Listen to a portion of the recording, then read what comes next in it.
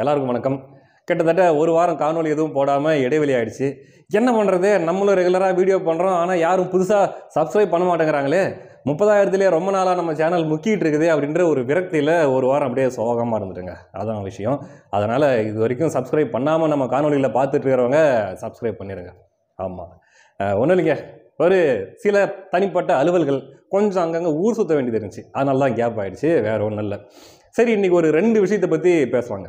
ஒன்று, நாம் தமிழர் கட்சியில் சேலத்தில் இருக்கக்கூடிய அண்ணன் அருளனியன் அவர்கள் வந்து இணைஞ்சிருக்காரு. ரொம்ப நாளைக்கு முன்னாடி கட்சியை விட்டு வெளியேறினவர் இப்போ மீண்டும் கட்சியில் வந்து இணைஞ்சிருக்கிறாரு. அதே போல் அண்ணன் அதியமான் அவர்கள் வந்து கட்சியில் இணைஞ்சிருக்கிறாரு. இப்போ என்ன விஷயம் அப்படின்னா, இந்த ஊடகங்கள் நாம் தமிழர் கட்சியிலேருந்து யாராவது ஒரு பொறுப்பாளரோ அல்லது அந்த அளவுக்கு பெருசாக அறியப்படாத ஏதாவது ஒரு உறுப்பினரோ நாம் தமிழர் கட்சியிலிருந்து வெளியே போனால் கூட இந்த நபர் நாம் தமிழர் கட்சியிலிருந்து, இந்த மாவட்டத்திலிருந்து, இந்த வட்டத்திலிருந்து, இந்த பஞ்சாயத்திலிருந்து, இந்த ஒரு கிராமத்திலிருந்து, இத்தனை நம்பர் வீட்டிலேருந்து ஒரு வெளியேறிட்டாரு, உடைகிறதா நாம் தமிழர் கட்சி, கூண்டோடு காலியாகும் நாம் தமிழர் கட்சி அப்படின்ட்டு நம்ம குணசேகரன் கூட்டுன்னு ஓடி வந்துடுவார் செய்தி போடுறதுக்கு. மீதி இருக்கக்கூடிய மெயின் ஸ்ட்ரீம் மீடியா எல்லாமே கூட இவங்க வெளியேறிட்டாங்க, அவங்க வெளியேறிட்டாங்கன்ட்டு செய்தி போடுவாங்க. அதாவது பெரிய அளவுக்கு அறியப்படாத நபர்கள் யாராவது வெளியேறினா கூட இந்த மாதிரி செய்திகள் போடுவாங்க. ஆனால் சேலம் மாவட்ட பொறுப்பாளராக இருந்த அல்லது முன்னாள் நன்கு அறியப்பட்ட அண்ணன் அருளனியன் அவர்கள் வந்து இப்போ மீண்டும் நாம் தமிழர் கட்சியில் இணைஞ்சிருக்காரு. அதே போல் அண்ணன் அதியமான் அவர்கள் வந்து இணைஞ்சிருக்காரு. எங்கடா நியூஸ் சேனல் ஒன்று கூட காணும்னு பார்த்தா அதான் ஒரு நியூஸ் சேனல் கூட செய்தி போடல. இப்படி ஒரு முக்கியமான பொறுப்பாளர் விலகியவர் அவர் வந்து இணைஞ்சிருக்கிறாரு அப்படின்ட்டு அதை பற்றி செய்தி எதுவும் காணும். பார்த்தீங்கன்னா நம்ம நாம் தமிழ் கட்சியை ஆதரிக்கக்கூடிய அல்லது தமிழ் தேசியத்தை ஆதரிக்கக்கூடிய 2-3 சேனல்கள் மட்டும்தான் அதை எடுத்து போடுறாங்களே தவிர இந்த மீடியா எதுவும் காணோம். இதுதான் ஊடக அறவன்னு வச்சுங்களேன். ஆக மொத்தத்தில் நாம் தமிழ் கட்சியில் வந்து மீண்டும் இணைஞ்சிருக்கிற அண்ணன் அருளனியன் அவர்களுக்கும் அதே போல் நாம் தமிழ் கட்சியில் அஃபிஷியலாக சேர்ந்திருக்கிற அண்ணன் அதியமான் அவர்களுக்கும் நம்முடைய மனதார வாழ்த்துக்களை நம்ம தெரிவிச்சுக்கிறோம். இது ஒரு விஷயம். அப்படி இன்னொரு பக்கம் பார்த்தீங்கன்னா, தமிழக வெற்றி கழகத்தின் தலைவர் விஜய் அவர்கள் இன்னைக்கு மகளிர் தினத்தை முன்னிட்டு ஒரு காணொலி ஒன்று வெளியிட்டிருக்காரு. அது மிக வைரலாக போயிட்டு இருக்குது இணையதளத்தில். என்ன அப்படின்னா, முக்கியமான ஒரு விஷயத்தை அதில் சொல்லியிருக்காரு. இதுவரைக்கும் கட்சி ஆரம்பித்த நாள் முதற்கொண்டு இத்தனை நாள் அவர் பேசாத அல்லது அவர் உச்சரிக்காத ஒரு பேரை இந்த வீடியோவில் தடவை அவர் உச்சரிக்கிறாரு. அது என்ன அப்படின்னா, திமுகன்ற பேர். குறிப்பாக அவர் என்ன சொல்ல வர்றாருன்னா, இந்த பெண்கள் தினத்தில் எல்லாரும் சந்தோஷமாக இருப்பீங்கன்னு நினைக்கிறேன் அப்படின்னு சொல்லிட்டு, சந்தோஷமாலாம் இருக்க முடியாது, ஏன்னா பெண்களுக்கான பாதுகாப்பு இங்கே மிகுந்த கேள்விக்குறியாக இருக்குது, பெண்களுக்கு எந்த இடத்துலையுமே பாதுகாப்பு இல்லை அப்படின்னும் போது ரொம்ப ஒரு பாதுகாப்பற்ற ஒரு தன்மையை, ஒரு உணர்வு தான் பெண்கள் இருக்குது, இன்செக்யூரான அந்த உணர்வு தான் பெண்களுக்கு இந்த ஆட்சியில் இருக்குது. அப்படி இருக்கும்போது பெண்கள் எப்படி சந்தோஷமாக இருக்க முடியும் இந்த ஆட்சியில் அப்படின்னு சொல்லிட்டு இன்னொரு விஷயத்தையும் சொல்கிறாரு. என்ன அப்படின்னா, இந்த திமுகவை நம்ம தான் நம்பி பாதுகாப்பாக இருப்பாங்கன்னு நம்பி நீங்களும் நாமும் சேர்ந்து நம்ம தேர்ந்தெடுத்தோம். ஆனால் இவங்க அப்படியே எதிராக இப்படி மாறுவாங்கன்ட்டு யாரும் எதிர்பார்த்துருக்க மாட்டாங்க. ஆனால் மாற்றம் அப்படிங்கிற ஒரு விஷயம் அது நடந்தே தீரும். கண்டிப்பாக வருகிற 2026 தேர்தலில் நம்ம எல்லாரும் சேர்ந்து இந்த திமுகவை வீட்டுக்கு அனுப்புகிற வேலையை நம்ம செய்வோம் அப்படிங்கிற மாதிரி அந்த வீடியோவில் பேசியிருக்காரு. அப்படி எந்த பாதுகாப்பும் இல்லாதப்போ, இன்செக்யூரிட்டியாக இருக்கிறப்போ எந்த சந்தோஷமும் இருக்காது தானே அப்படின்னு நீங்கள் நினைக்கிறது எனக்கு புரியுது.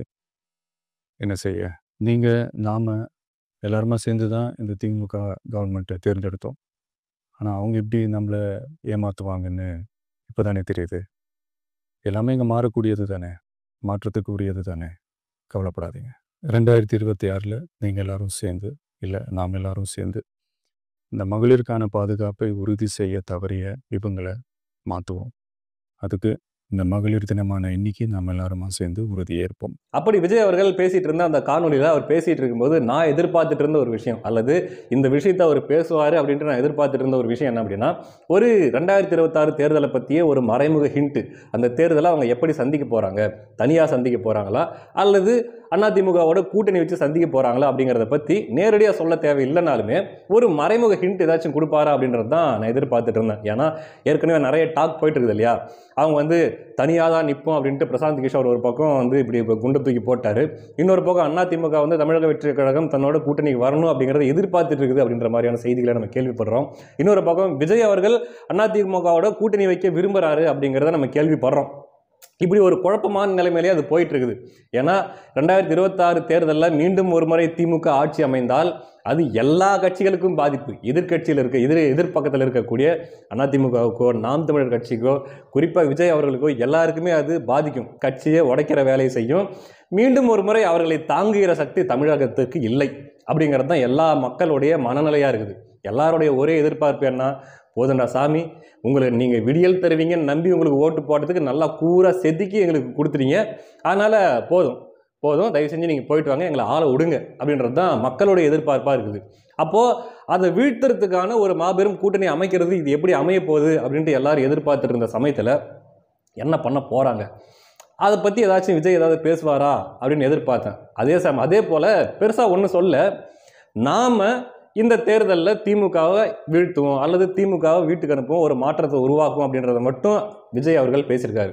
அப்போ இதை வச்சு எப்படி எடுத்துக்கலாம், தமிழக வெற்றி கழகம் தனியாக நின்று வீழ்த்தும், அதனால் தமிழக வெற்றி கழகம் உங்களுக்கு பாதுகாப்பாக இருக்கும், என்ன நீங்கள் தேர்ந்தெடுத்தீங்கன்னா நான் உங்களுக்கான பாதுகாப்பை உறுதி செய்கிறேன், பெண்களுக்கான பாதுகாப்பு உறுதி செய்கிறேன் அப்படிங்கிற மாதிரிலாம் அவர் எதுவுமே சொல்லல. மாறாக நாமெல்லாம் சேர்ந்து திமுகவை வீழ்த்துவோம், திமுகவை வீழ்த்தி ஒரு மாற்றத்தை உருவாக்குவோம் அப்படிங்கிற மாதிரி தான் சொல்கிறாரு. இதை எந்த பொருளில் எடுத்துக்கிறது, நாம் எல்லாம் சேர்ந்து அப்படின்னா திமுகவை வீழ்த்த வேண்டும் என்று யார் யாரெல்லாம் எண்ணுகிறார்களோ அல்லது மீண்டும் ஒரு முறை திமுக வரவே கூடாது அப்படின்ட்டு யார் யாரெல்லாம் எண்ணுகிறார்களோ அவர்களெல்லாம் ஒரு அணியில் சேர்ந்து திமுகவை வீழ்த்திடலாம் அப்படிங்கிற அர்த்தத்தில் சொல்கிறாரா அப்படின்ட்டு நமக்கு புரியல. ஏன்னா எல்லாருக்கும் நல்லாவே தெரியும், மக்களுடைய பயங்கரமான எதிர்ப்பு திமுகவுக்கு எதிராக இருக்குது. அதே போல் கடுமையான அதிருப்தியும் வேண்டவே வேண்டா சாமின்ற மனநிலையும் மக்கள்கிட்ட இருக்குது. அப்போது அந்த எதிர்ப்பு வாக்குகள் எல்லாமே ஒரு பக்கமாக சேர்ந்தாதான் திமுகவை வீழ்த்த முடியுமே தவிர, அந்த எதிர்ப்பு வாக்குகள் எல்லாமே 4-5 பிரிஞ்சு கிடக்குது, 4 பக்கம் 5 பக்கம் அது பிரிஞ்சு போகுது, செதறி போகுது அப்படின்னா திமுக வீழ்த்துறது கடினம் தான். ஏன்னா அவர்களுடைய கூட்டணி அப்படியே இருக்குது, உறுதியாக இருக்குது, அந்த கூட்டணிக்கு எந்த ஒரு பாதிப்பும் இல்லை. அப்படின்னும் போது திமுகவை வீழ்த்துறதுக்கு எதிர்ப்பக்கம் ஒரு வலுவான ஒரு கூட்டணி தேவை. அதை உணர்ந்து தான் விஜய் அவர்கள் நாம் எல்லாம் சேர்ந்து திமுகவை வீட்டுக்கு அனுப்பலாம் அப்படின்ற மாதிரி சொல்கிறாரா அப்படிங்கிறது நமக்கு புரியல. ஆனால் பொதுவாகவே மக்களுடைய எதிர்பார்ப்பு என்னவா இருக்குதுன்னா, எப்பா இந்த ஒரு தடவை எதையாவது பண்ணி அந்த திமுகவை ஜெயிச்சிருங்க, ஏன்னா இந்த ஒரு தடவை திமுக வீழ்த்தப்பட்டு விட்டால் மீண்டும் அவர்கள் எந்திரிச்சு ஆட்சிக்கு வர்றதுன்றது சும்மா பேச்சு. அதனால் ஏதாவது பண்ணி எதிர் தரப்பில் இருக்கிறவங்க நீங்கள் கொஞ்சம் மனசு வைங்க, ஏதாவது ஒரு பிளான் பண்ணுங்கள், ஸ்ட்ராட்டஜி பண்ணுங்கள். அது அதிமுக அல்லது தமிழக வெற்றி கழகமோ அல்லது நாம் தமிழர் கட்சியோ பாமகவோ ஏதாவது ஒரு ஸ்ட்ராட்டஜி பண்ணுங்கள், பண்ணி திமுகவை வீழ்த்துருங்க. இந்த ஒரு தடவை வீழ்த்து விட்டால் அவர்கள் மீண்டும் வர முடியாது. அதுக்கப்புறமா வேணால் நீங்கள் என்ன பண்ணுங்க, உங்களுக்கு மாற்று கருத்து இருக்குதா, கொள்கைகள் வேறு வேறு மாதிரி இருக்குதா, உங்களுடைய தத்துவங்கள் வேறு வேறையாக இருக்குதா, அதுக்கப்புறம் நீங்கள் சண்டை போட்டுக்காங்க அல்லது நீங்கள் போட்டி போட்டுக்காங்க. முதல்ல இந்த திமுகவை எதிர்க்கட்சி வரிசையிலிருந்து அப்புறப்படுத்துங்க. அது தமிழ்நாட்டுக்கு அது தேவையில்லை. நீங்கள் அதுக்கப்புறம் நீங்கள் போட்டி போட்டுக்காங்க அப்படின்றது தான் பரவலான மக்களுடைய எதிர்பார்ப்பாக இருக்குது. பார்ப்போம். இப்போ நடந்துட்டு இருக்கிற விஷயத்தை வச்செல்லாம் நம்ம எந்த முடிவுக்கும் வர முடியாது. இவங்க கூட்டணிக்கு வரமாட்டேன்றாங்க, இவங்க கூட்டணிக்கு தயாராக இருக்கிறாங்க. இப்போ நடக்கிறத வச்செல்லாம் எதுவுமே நம்ம சொல்ல முடியாதுங்க. எப்படியும் இன்னொரு 4-5 மாதம் ஆனதுக்கு அப்புறம் தான் நம்ம கொஞ்சம் கொஞ்சமாக தெரியும் யார் யார் எந்தெந்த பக்கம் அணி சேர்றாங்க, யார் யார் எப்படி கூட்டணி உருவாகுது, அடுத்து அந்த தேர்தல் களம் எதை நோக்கி போகுது அப்படிங்கிறதெல்லாம் நம்ம அப்போ தான் உறுதியாக சொல்ல முடியும். குறிப்பாக விஜய் அவர்கள் இன்னைக்கு பேசின அந்த காணொலியை வச்சு பார்க்கும்போது இத்தனை நாள் கூட ஏதோ பாசிசம் பாயசம் அப்படின்ட்டு பேரே சொல்லாமல் அப்படியே மாற்றி மாற்றி உருட்டிட்டு இருந்தார். ஆனால் முதல் தடவை இன்னைக்கு திமுக அப்படிங்கிற பேர் சொல்லி தன்னுடைய நேரடி எதிர்ப்பை அவர் வெளிப்படுத்தியிருக்காரு. அந்த வகையில் விஜய் அவர்களுக்கு நம்முடைய வாழ்த்துக்களை சொல்லிக்கிறோம்.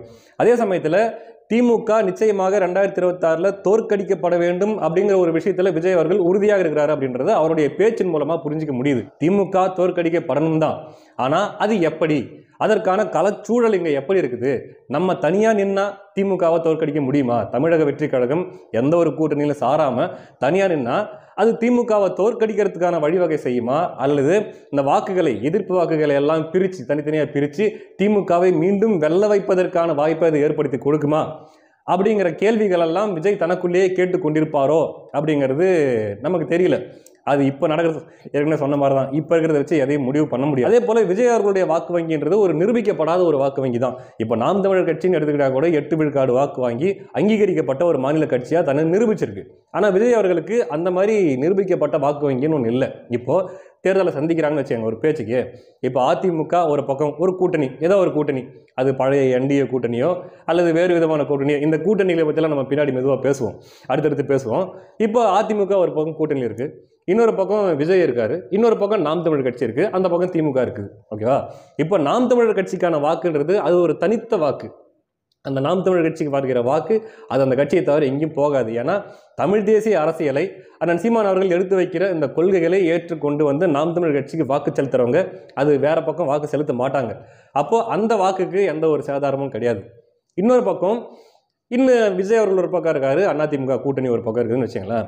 இப்போ மக்கள் இப்போ ஆட்சி மாற்றம் வேண்டும், திமுக கட்டாயம் எங்களுக்கு எக்காரணம் கொண்டு வேணவே வேணாம் அப்படின்ட்டு அதை விரும்பும் மக்கள் எதை நோக்கி வாக்களிப்பாங்க அப்படின்னா, எந்த கட்சி வந்து திமுகவை தோற்கடிக்கிறதுக்கு வலிமையாக இருக்கக்கூடிய கட்சி அப்படின்றது தான் அவங்க பார்ப்பாங்க. அந்த வகையில் அதிமுக இந்த பக்கம் தமிழக வெற்றி கழகம் இருக்குது அப்படின்னா, திமுகவை வீழ்த்துவதற்கு வலிமையுள்ள அல்லது இப்போ உடனே ஆட்சி மாற்றத்தை கொண்டு வருவதற்கு வலிமையுள்ள ஒரு கட்சியாக விஜய் அவர்கள் அதிமுகவை தவிர்த்து விட்டு விஜய் கட்சியை மக்கள் பார்ப்பாங்களான்னா அது ஒரு மிகப்பெரிய கேள்விக்குறி. என்னை பொறுத்த வரைக்கும் வாய்ப்பு மிக மிக மிக மிக குறைவு. அப்படின்னும் போது விஜய் அவர்கள் எந்த மாதிரியான முடிவை எடுக்க போகிறார்? இன்னும் வந்து அந்த பேச்சுவார்த்தை முடிஞ்சு போச்சு, கேட்ஸ் க்ளோஸ்ட், டோர்ஸ் க்ளோஸ்ட் அப்படிங்கிற மாதிரிலாம் இல்லை. கூட்டணி பேச்சுவார்த்தைன்றது கிட்டத்தட்ட எலெக்ஷன் கிட்ட வர வரைக்குமே கூட போயிட்டுருக்கும். எனும்போது விஜய் அவர்கள் எப்படிப்பட்ட முடிவை எடுக்க போகிறார்? அதிமுகவோட கரம் கோர்த்து சரி இப்போதைக்கு ஒரு பொது எதிரியை நம்ம வீழ்த்துவோம் முதல்ல, அதுக்கப்புறம் வரதை நம்ம பார்த்துக்கலாம் அப்படின்ற மாதிரி ஒரு முடிவு எடுப்பாரா? அல்லது பிரசாந்த் கிஷோர் மாதிரி இந்த ஒன்றுத்துக்கு முதலாவதவங்க பேச்சு கேட்டுக்கிட்டு கட்சியை வந்து போய் படுகொலியில் தள்ளுறவங்களோட பேச்சு கேட்டுக்கிட்டு நான் தலையீடாகத்தான் குதிப்பேன்னு குதிக்கிறாரா அப்படிங்கிறத நம்ம பொறுத்திருந்து பார்க்கலாம். ஏன்னா அதே பிரசாந்த் கிஷோர் தான் என்ன சொல்லியிருக்காருன்னா, இந்த தமிழக வெற்றி கழகம் இந்த தேர்தலில் தனியாக போட்டிடுறது ஒன்று அது வானளாவிய உயரத்தை எட்டும், அப்படி இல்லை அப்படின்னா அது படுபாதாளத்தில் போகும் அப்படின்றத பிரசாந்த் கிஷோரே சொல்லியிருக்காரு. அப்படிங்கும்போது இப்போ இருக்கிற தேர்தல் களத்தில் திமுக வீழ்த்தப்பட வேண்டும் அப்படின்ற ஒரு கட்டத்தில் இருக்கும்போது தாவேகா தனியார் நின்று வானளாவிய உயரத்தை எட்டுறதுன்றது சும்மா பேச்சு. அப்படி இருக்கும்போது இன்னொரு ஆப்ஷனாக பிரசாந்த் கிஷோர் என்ன சொல்லியிருக்கிறாரு, அது படுகொலிக்கு தான் போகும் அப்படின்றத சொல்லியிருக்கிறாரு. ஸோ இதை எல்லாமே விஜய் அவர்கள் கூர்ந்து கவனித்து என்ன மாதிரியான ஒரு முடிவை எடுக்கிறார், எப்படிப்பட்ட ஒரு கூட்டணி அமையப் போகிறது என்பதை நம்ம பொறுத்திருந்து பார்ப்போம். அடுத்த காணொளியில் சந்திக்கலாம். நன்றி.